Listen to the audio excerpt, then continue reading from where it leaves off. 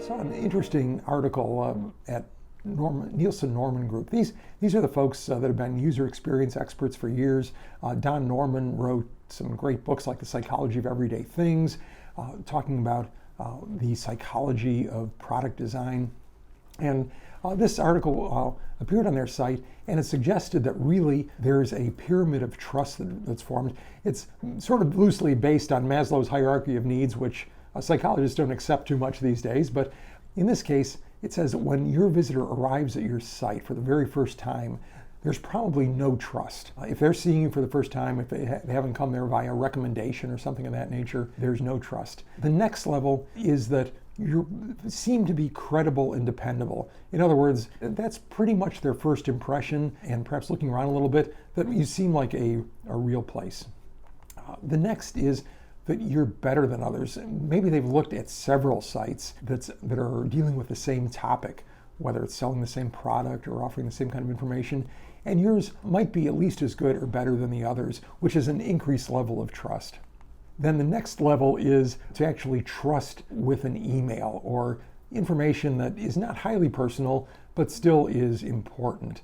And up from there is a higher level of trust where they would trust you with financial information, sensitive information like credit cards and so on. And then the highest level of trust is an ongoing relationship.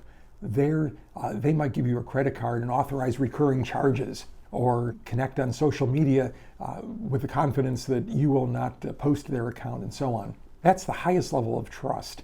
Now, if we look at the way websites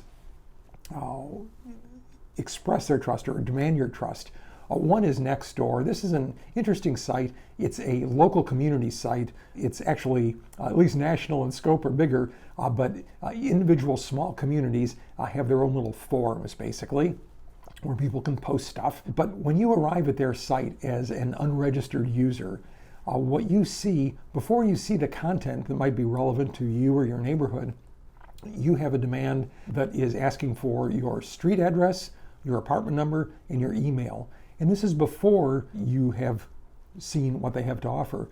Kind of similarly, this Jack Threads is a fashion site. Before they let you see what they have on offer, they want you to connect with them via social media or perhaps email. Sometimes blogs will, before they let you see content, demand that you log in or register. And what's happening on all of these sites is that the visitor is at the very bottom of the trust pyramid. The visitor has just arrived and there is no trust established, but the site is acting as if you were in one of the top 3 categories. They're asking you to give up your street address, your email address, to connect with them on Facebook. All of these things require a higher level of trust. Now, some people will still do that, but by not preparing the customer, moving them at least up a few levels in the trust hierarchy, they're probably really reducing their conversion rate. So the prescription for that is really to slow down a little bit and build that trust, match your ask to the trust level. Don't ask for somebody to give you a credit card to keep on file before you've built that level of trust with them.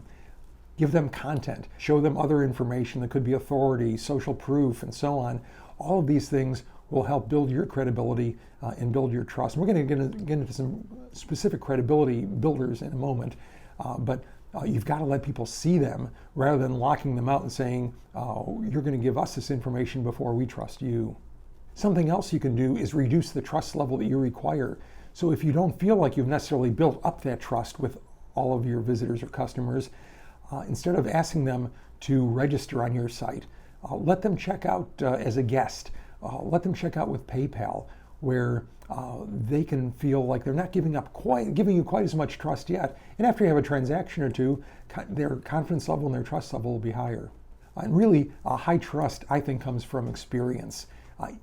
No matter how persuasive your content is, trust comes from experience. I trust Amazon because I've conducted dozens, probably hundreds of transactions with them, with basically near 100% good outcomes and no bad outcomes or deceptive outcomes. So we have a high level of trust. But even though I knew of their reputation, I would not have been at that point without that experience.